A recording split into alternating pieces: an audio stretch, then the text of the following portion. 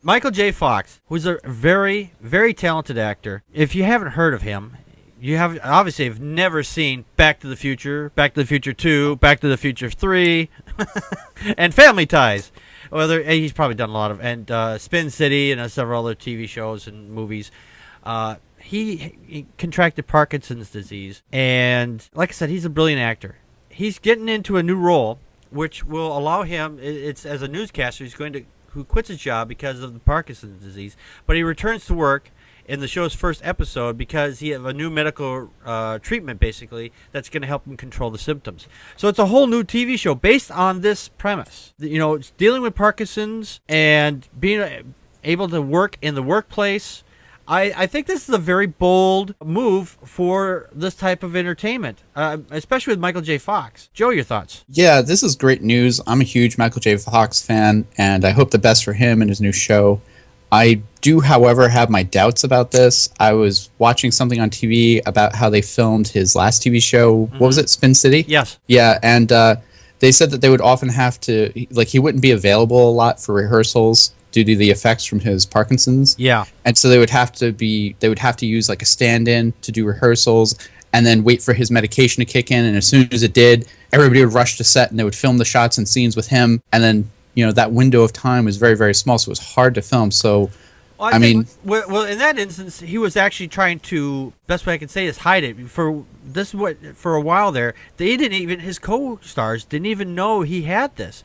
Oh, that's why, and they thought he was just being, It was just the producers. Yeah, just the producers. That were so okay. Yeah. All right, well, that makes sense. Yeah, they didn't know. They were trying to say, we're gonna protect Michael, protect his privacy, and I can understand that completely. His co-host kind of thought, well, he's a kind of stuck-up snob and the whole 9 yards, making us wait, being a prick, basically. But then after they found out that he had Parkinson's, and this is why he took so long to come out onto the set, they completely understood, and the whole atmosphere changed. And they didn't know this until just before he was getting ready to leave the show.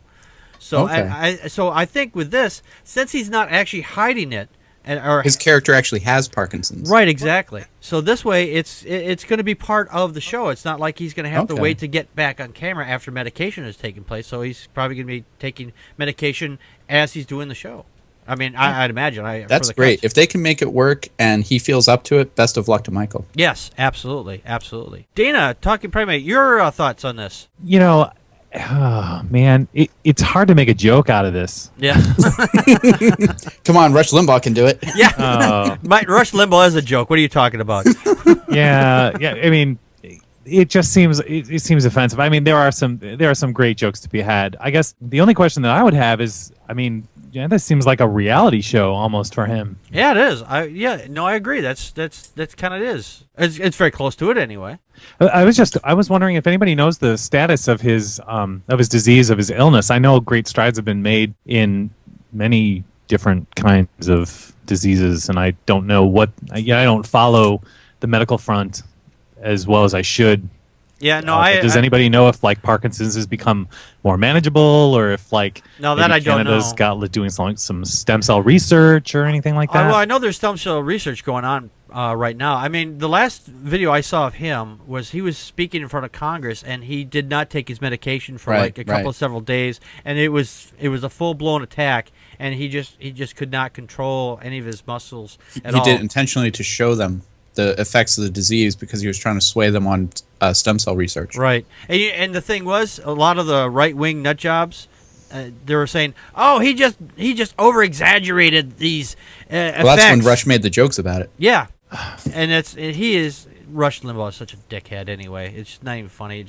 It's not even worth mentioning that. Yeah, I know, but it just no. The only reason I mention it is because there's people out there. I think that this should be known, so that's the only reason why I mention it. So, well, those against stem cell research will be against stem cell research, even if it doesn't have anything to do with the whole fetus issue. Oh yeah, absolutely. There's the stem cell issue is actually they're working on that, so they don't even have to use fetus tissue.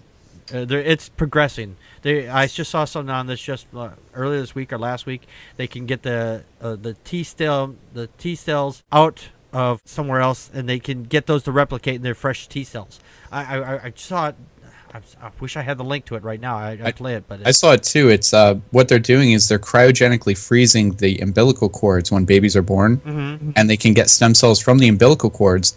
And there's a research going on right now where they're thinking maybe they can save the blood or the stem cells from the umbilical cords and give them to kids as they grow up, and maybe reverse the effects of autism.